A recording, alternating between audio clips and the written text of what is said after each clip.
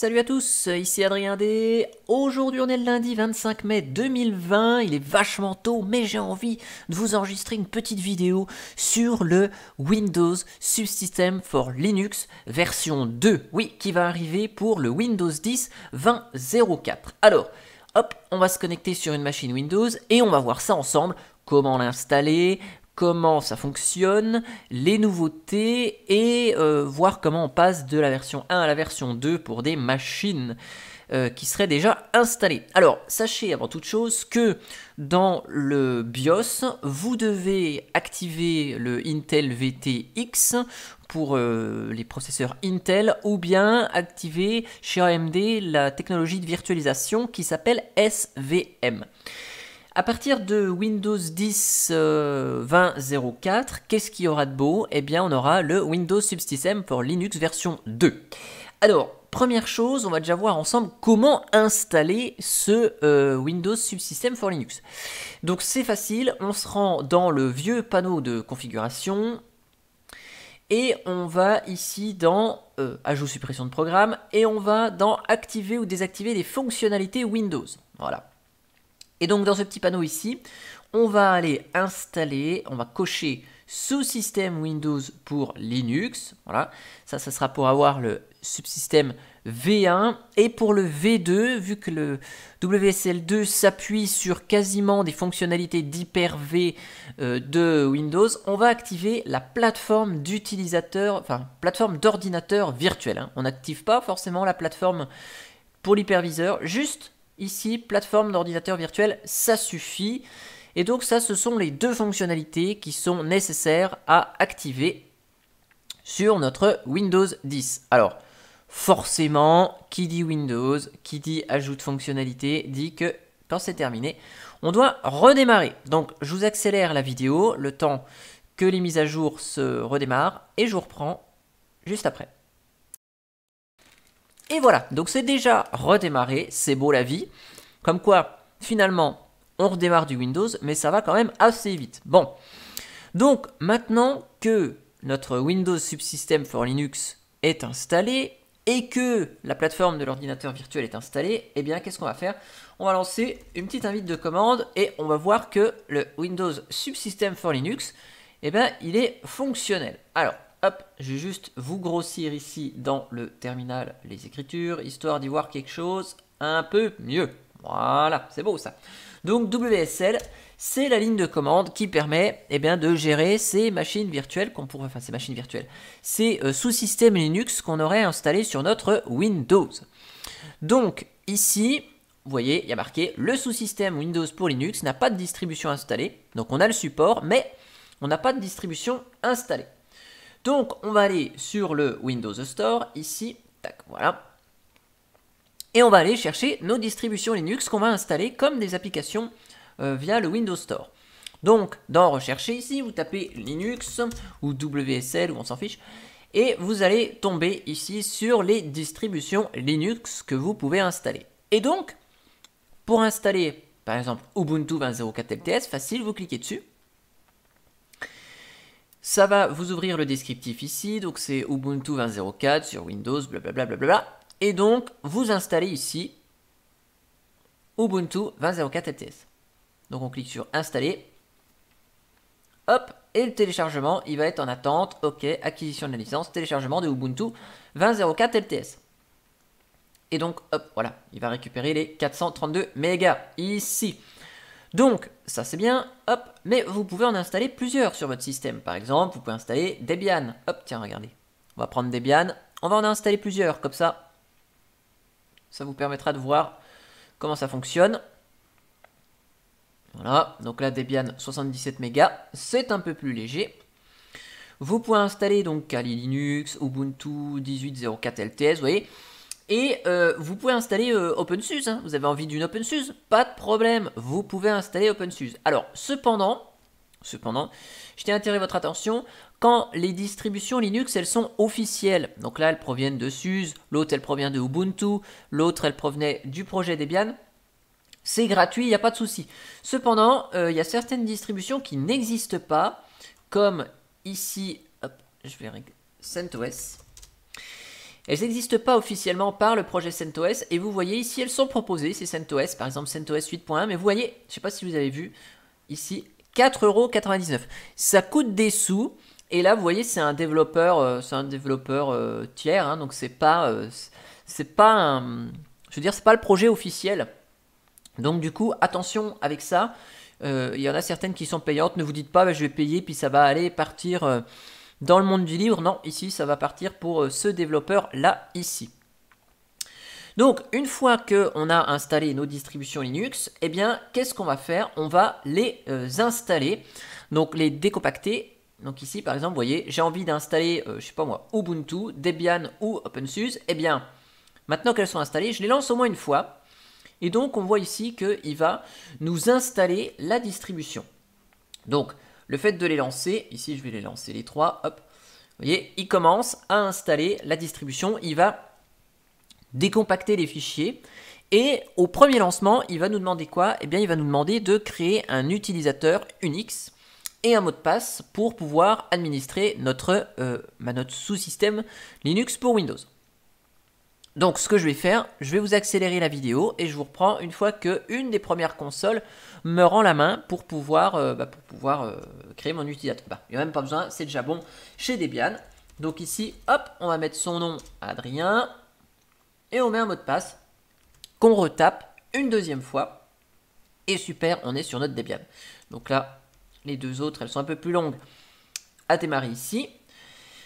Donc là, je vais fermer Debian. Et donc, si on veut lancer Debian, notre sous-système Debian, eh bien soit on reclique ici sur Debian et hop, on a l'invite de commande ici, soit on ouvre une invite de commande normale et on tape WSL et là ça va lancer la distribution par défaut, à savoir ici notre Debian. Donc là, je vais quitter ici.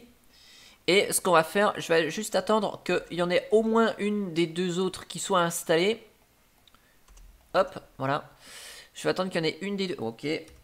Pour pouvoir vous montrer comment on gère les machines. Hop. Les sous-systèmes. Hop.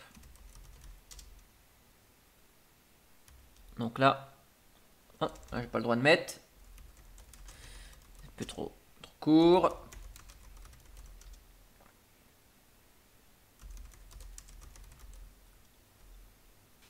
Voilà. On va utiliser le même mot de passe pour route. Ok. Donc vous avez vu, les distributions Linux ne sont pas tout à fait les mêmes à installer, c'est pas tout à fait la même chose.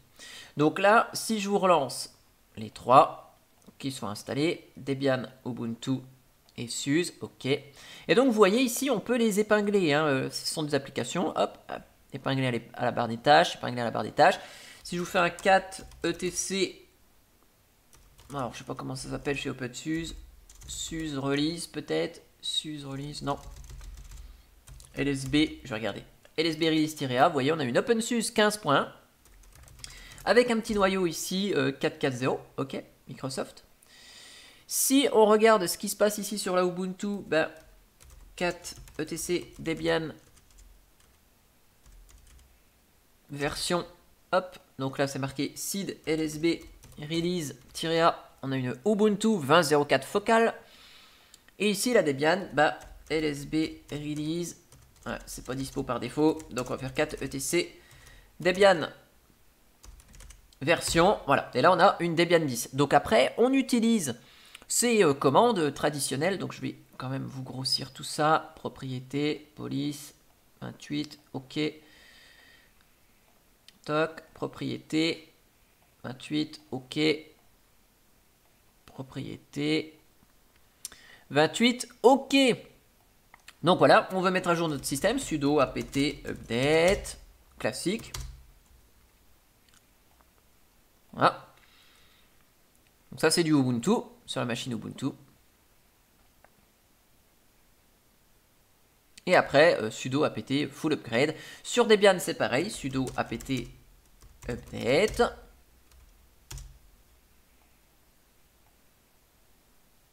Voilà. Et sur OpenSUSE, sudo zipper dup. Ok. C'était le mot de passe un peu plus long. Et donc nos systèmes eh bien, se gèrent comme si c'était des machines virtuelles qui étaient installées sur notre système. Donc là voilà, hop, sudo apt full upgrade. Donc ça c'est le Windows Subsystem for Linux, mais classique. On va revenir ici sur notre console. Donc je vais attendre que la Debian voilà, se mette à jour. Vous voyez, ici c'est du Debian traditionnel. Hop. Donc, je vais fermer ici celle-ci. Voilà. Donc, une fois que Debian sera à jour, on verra comment manipuler un petit peu cette machine virtuelle ici. Donc, si on fait un WSL-L, vous voyez quoi? Qu'on a toutes nos distributions Linux qui sont installées. Donc, Debian par défaut, Ubuntu, OpenSUSE. Donc, si je fais WSL tout seul, je rentre ici dans la distribution par défaut, à savoir Debian. Donc là, je vais fermer cette fenêtre. Hop. Et là, si je vous fais donc un cat etc Debian version, vous voyez que je suis sur la Debian 10.4 qui s'est mise à jour entre temps, vu que j'ai lancé ça tout à l'heure. Bon, hop, exit. Donc si je veux lancer par exemple Ubuntu, je veux lancer Ubuntu, j'ai envie de lancer Ubuntu parce que je veux lancer Ubuntu. Eh ben, WSL-V et je précise le nom de la distribution. Donc je veux lancer, Ubuntu 20.04. Et donc si je fais ça, hop, je rentre dans Ubuntu, lsb release-a, je suis dans Ubuntu, sudo apt update. Tout à l'heure il a bloqué sur un dépôt. Alors au début, ce fameux Windows Subsystem for Linux, ah oui d'accord, ok. Avec le Windows Subsystem for Linux, on n'avait que Ubuntu parce que Microsoft avait un partenariat avec Ubuntu. Là, on a de la chance, on a d'autres distributions Linux qui sont proposées. Donc là, je vais quitter, il y a peut-être un petit souci avec les miroirs là, ce matin. Hop. Et donc pareil, hein, si je veux lancer OpenSUSE, eh bien WSL-D, OpenSUSE-lib 15.1, hop, et regardez, je suis sur OpenSUSE, sudo zipper dup. Voilà. Donc là, par contre, vu que j'ai lancé la mise à jour sur l'autre console, bon, là forcément, c'est en cours. Hop, voilà, hop, j'annule. Ici, je ferme, je relance. Et donc là, on a notre OpenSUSE qui fonctionne, modulo le fait que ça a l'air d'être un petit peu lent ici. Bon, c'est pas grave. Je vous ai juste installé ici l'OpenSUSE, c'était juste pour vous montrer en fait qu'on peut installer d'autres distributions. Après, je suis pas fan d'OpenSUSE, je trouve pas ça très stable et ça ne le semble pas trop encore dans le Windows Subsystem for Linux. Hop. Donc on revient ici. Donc là, on a vu ensemble un petit peu nos différentes distributions. WSL-L. Ici, alors si je fais un WSL-L-V, qu'est-ce qu'on a ici? Eh bien, on affiche la version. Et donc, vous voyez ici que la version de Debian Ubuntu OpenSUSE Lib, c'est la version 1. Or, depuis Windows 20.04, on a le Windows Subsystem for Linux version 2. Donc, ici, par exemple, si je veux convertir cette Debian en version 2, cette opération d'ailleurs, elle est réversible, eh bien, on peut le faire avec WSL alors regardez, avec WSL-help, vous avez toute l'aide du Windows Subsystem for Linux. Hein. Vous avez toutes les infos ici, donc exec pour exécuter une commande, distribution, donc ça je vous l'ai montré. Ok, vous avez l'import-export, on va voir juste après. Et là, vous avez une option qui s'appelle cette version, voilà, modifie la version de la distribution spécifiée. Donc ici, on va pouvoir passer en V2 et vous avez cette default version pour éventuellement les prochaines machines que vous allez installer, les avoir en version 2 d'office. Donc ici, on va faire WSL-7-version et on spécifie donc le nom de la distribution et la version, donc Debian 2. Et donc là, qu'est-ce qu'il nous dit? Oui, d'accord.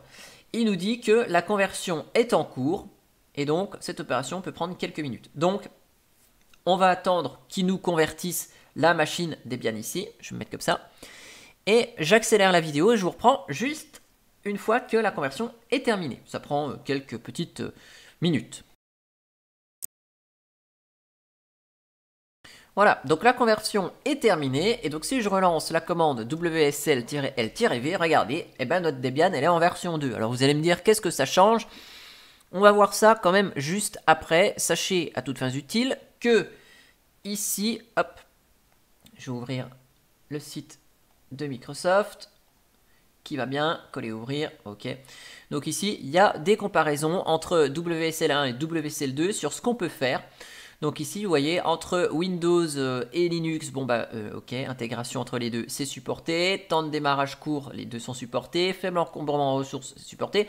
Ici, avec WSL2, on a une machine virtuelle qui est complètement gérée. On a un noyau Linux complet, non pas émulé. On a une compatibilité complète des appels système, ça c'est fun. Du coup, ça ne s'exécute pas avec VMware et VirtualBox, puisque derrière, il y a une pile de virtualisation qui est utilisée dans Windows 10, et donc ça peut poser conflit avec VMware et VirtualBox. Et puis, les performances dans les systèmes de fichiers sont un petit peu moins bonnes avec WSL2. On va faire un test, vous inquiétez pas. Juste avant de faire le test, qu'est-ce qu'on va faire? Eh bien, on va tenter l'export-import. Bah oui, je vous ai montré que c'était possible d'exporter et d'importer des VM. Donc, avec ici, WSL-export, on peut exporter une distribution. Donc, par exemple, ici, on va faire WSL-export. On va exporter quoi? Ici, je vous rappelle l'option, hop, nom de la distribution, système de, fichier. Et donc, ça exporte vers un fichier tar. Donc, on va mettre un tar. Donc, on va exporter quoi? On va exporter Debian. Et on va l'appeler deb.tar. OK. Et donc là, qu'est-ce qu'il fait? Eh bien, il m'exporte la machine virtuelle. Donc, je vous lance juste le gestionnaire des tâches ici. J'ai mis le disque Kingston rapidos sur le PC portable Asus pour avoir un peu plus de mémoire. Et surtout, avoir un BIOS récent pour avoir la machine virtuelle. Enfin, le Intel VTX et la virtualisation qui fonctionne. Donc vous avez vu, ça a exporté la machine ici, elle est là. Donc elle est dans mon dossier personnel ici. Hop, ce PC, c'est utilisateur Adrien. Et hop, voilà, regarde, j'ai mon deb.tar, 345 mégas. Et donc ici, on va pouvoir réimporter avec la commande WSL-import. Et elle, donc elle fonctionne un petit peu différemment. Vous mettez le nom, donc deb, je vais mettre deb1. Je vais la réimporter et on va la mettre dans CVM deb1. Hop, on va la réimporter ici. Donc ici, je vais créer un dossier, nouveau dossier que je vais appeler VM. Et je vais créer un dossier que je vais appeler deb1. Et comme vous l'avez compris, je vais la restaurer une deuxième fois pour faire des tests de perf. Dans une autre qui sera en version 2, je l'appelle deb2. Hop, regardez, import. Alors, hop, deb 1, hop, oh mince. Import, j'ai dû oublier un truc. Je vais regarder ici, import, distro, install location, file name. Ah bah oui, file name. Il faut que je lui dise quand même deb.tar. Quelle image utiliser quand même dans l'affaire. Donc là, l'import va prendre un petit peu de temps. Je vous accélère la vidéo et je vous reprends une fois que c'est importé deux fois et en deb1 et en deb2.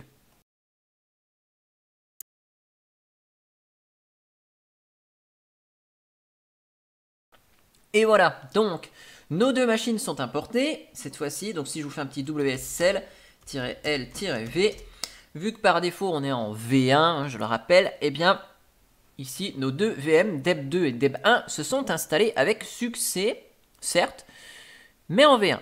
Alors, ce qu'on va faire ici, je vais ouvrir deux invites de commande. Hop, CMD. Je vais ouvrir celle-là de l'autre côté. Et regardez ce qu'on va faire. On va faire un petit WSL-D deb1 d'un côté. Et là, de l'autre côté, je vais faire un WSL-cette version deb2 2 pour convertir la deuxième Debian en version 2. Comme ça, on aura à gauche la V1, à droite la V2. Hop, donc WSL-D deb2. Clear. Comme ça, on est exactement dans le même cas. Et on va voir, donc ici, on avait vu qu'il y a des différences entre les deux, et notamment au niveau du noyau Linux. Donc là, si je vous fais un petit uname -A. Sur la V1, vous voyez, on a un noyau 440 de Microsoft. Sur la V2, on a un noyau 419.104. Donc vous voyez, le noyau, il est un peu plus récent ici. Donc vous voyez, il y a bien une différence entre la V1 et la V2. D'ailleurs, vous pouvez repérer ici DEB2, DEB1. Vous repérez assez facilement. Alors après, on a des informations ici par rapport aux performances dans les systèmes de fichiers. Donc on va faire un truc tout bête. Je vais aller à la racine de mon système de fichiers, ok. Et qu'est-ce qu'il va faire Adrien? Eh bien, je vais faire tout simplement... Alors, je vais calculer le temps que ça prend. Je ne vais pas le faire en même temps. Je vais... CF... Je vais faire une archive tar, test.tar, du dossier USR. Et on va voir combien de temps ça prend. Vu que c'est la même machine des deux côtés, forcément, on est sûr que... D'ailleurs, j'ai fait une bourde dans ma commande, tar... Ok, c'est les mêmes VM, donc on sait que USR, eh bien, il fait la même taille, il occupe les mêmes fichiers, etc. Donc ici, on va voir ensemble, faisons un test de l'installation, enfin de la compression, aussi bien en V1 qu'en V2. Hop, c'est parti. Je commence par la V1. 1 seconde, 835, c'était assez rapide. Sur la V2, déjà, ça prend plus d'une seconde. Hop, voilà, 4 secondes. Donc vous voyez ici, si on reprend là, on voit effectivement que la performance, elle est un petit peu moins bonne avec WSL2. On peut faire d'autres tests. Je vais faire un apt update pour rafraîchir les dépôts. Et puis on peut tester le décompactage d'un logiciel. Par exemple, qu'est-ce qu'on pourrait faire? Clear. Alors, qu'est-ce qu'on pourrait installer comme logiciel qui ne demande pas trop de choses? Eh bien, tiens, on va installer Gedit. apt install. Alors, par contre, ce qu'on va déjà faire, on va faire comme ça. Gedit. Vous allez voir pourquoi je vais installer Gedit. Donc là, je vais juste télécharger pour être sûr de ne pas être dépendant au niveau de l'installation du téléchargement et de la bande passante ici. Donc, apt install -download only Gedit. Voilà. Comme ça, on est sûr que les paquets des deux côtés sont dans le cache. Vous voyez, il nous a dit download complete in download only mode. Ok. Hop. Clear. Et donc, on va voir combien de temps ça prend pour installer tout ça. Donc, on va mettre -y pour pas qu'il nous pose de questions et time. Ok. On va mettre la même commande de l'autre côté. Hop, et time. Oups là. Time. Donc normalement, si c'est plus performant sur la V1 que la V2, ça doit mettre moins de temps à installer sur la V1 que la V2. Je ne les fais pas les deux en même temps, évidemment, pour bien prendre en compte ici qu'il ne se passe pas d'autres choses sur la machine. Bon, du coup, ça va demander un petit peu de temps. Je vous accélère la vidéo et je vous reprends juste après.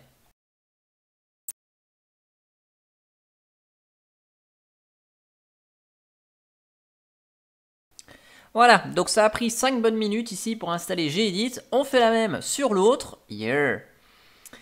Ici, de ce côté-là. Donc c'est un peu plus long, puisqu'il faut qu'il installe toute la pile qui va bien. Python, vous avez vu, c'est un logiciel graphique sur une distribution non graphique. Allez, je vous accélère aussi de ce côté-là.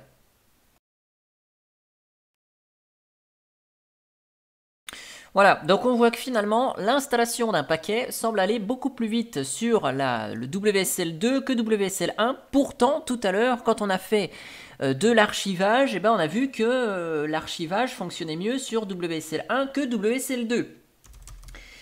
D'ailleurs, on va regarder juste rapidos, ça fait 138 mégas. Et de l'autre côté, ça fait 138 mégas. Donc vous voyez le dossier USR qui contient tous les binaires et tout ça, il fait la même taille. On se retrouve avec la même chose. Donc ce qu'on peut voir, c'est que soit ici les instructions dans le système Linux lui-même, gestion des paquets, ça marche mieux sur WSL2 et ça ne fonctionne pas aussi bien sur WSL1 ou bien bon il y a voilà il y a des différences, vous voyez, de performance. Donc il faudrait tester de manière un peu plus en détail avec une base de données, voir des performances entre les deux systèmes. Mais vu qu'ici on a quasiment une vraie machine virtuelle, le système Linux en soi semble être un peu plus réactif. Par contre, vu que de l'autre côté on a une sorte d'émulation, peut-être que l'accès au système de fichiers est plus rapide, mais l'exécution des tâches du système lui-même est un petit peu plus lent. Il faudrait faire des tests beaucoup plus poussés de performance pour voir tout cela dans les détails. Voilà. Alors, ce qu'on va faire, on va faire une dernière petite chose ici. On va faire un petit truc rigolo. Je vais quitter les deux VM ici. Donc si je vous fais un WSL-L-V, on voit que ici, vous voyez, les machines virtuelles, les subsystèmes sont toujours démarrés. Donc pour les arrêter, hein, vous faites un WSL-shutdown. Hop là, voilà. Et donc ça va tous les arrêter ici. Voilà, ils sont tous stop. Donc juste côté mémoire ici, hop, on va regarder combien ça prend. Donc vous voyez, on a 3,1 gigas. Ici, hop, je vais lancer deb2 et je vais lancer deb1. WSL-D deb1. Donc le subsystème en version 1, hop là, il est lancé et vous voyez, niveau de la mémoire, on consommera pas grand chose de plus. Si je lance la 2, regardez, là la mémoire, elle monte un peu. Donc c'est là où on voit que vraiment dans WSL2, on a vraiment une machine virtuelle qui se lance derrière, ça consomme de la mémoire. Et c'est plus qu'un simple interpréteur comme WSL1. En gros, WSL1, vous pouvez le comparer, allez, on va faire un gros comparatif, mais vous pouvez le comparer à Cygwin si vous aviez déjà utilisé Cygwin pour installer des commandes Linux sur votre Windows du temps de XP ou Windows 7. Hop, donc apt install, htop, on va regarder comment ça se présente dans htop ici. Hop. Vous voyez, c'est plus rapide à installer des paquets sur la 2. Htop, voilà. Donc là, c'est un interpréteur, htop. Vous voyez, d'ailleurs, la mémoire n'est pas la même. Voilà, swap, c'est pas la même. Vous voyez, il y a vraiment des différences là au niveau des deux systèmes. Donc ça ne fonctionne pas de la même manière. Hop là, hop là. Donc ça, c'est bon. Je vais quitter et on va faire un petit truc assez marrant pour terminer cette vidéo. Hop, on va aller récupérer une interface graphique. Yeah, ouais. Bah oui, parce que j'ai installé Gedit, ce serait bien pour s'en servir de manière graphique. Donc, pour se servir de manière graphique, vous pouvez utiliser Xming. Et vous allez voir que ça, c'est différent, en fait, c'est différent d'utiliser WSL1 ou WSL2. J'ai fait quelques tests hier et ça ne réagit pas de la même manière. Au niveau de la pile graphique, vous allez voir, c'est rigolo. Donc là, hop, on va forcer le téléchargement, exécuter. Donc Xming, c'est un petit logiciel qui fonctionne très bien avec Putty aussi d'ailleurs pour avoir une interface graphique via SSH par exemple. Donc suivant, là je vais pas installer de client SSH, hop, et voilà. Et donc ça va lancer sur votre Windows un petit serveur X ici, hop, voilà, on a le logo ici. Donc là, je vais autoriser l'accès dans le pare-feu. Et donc vous voyez ici, on a un serveur X qui tourne, c'est génial. Et donc là, je remontre bien que les deux machines sont arrêtées. Je vais démarrer la WSL1. Ok. Et donc, on va faire la traditionnelle ligne qui va bien pour exporter l'affichage. Export display égale 2.0. On fait ça pour exporter le serveur X. Et là, si je fais un gedit, il nous lance Gedit. Yeah. Donc là, on a une pile fonctionnelle qui fonctionne de base direct avec WSL1. Et donc ici, si je me déconnecte, je vais par sécurité arrêter toutes les VM. Je vais lancer la deb2, donc sur WSL2.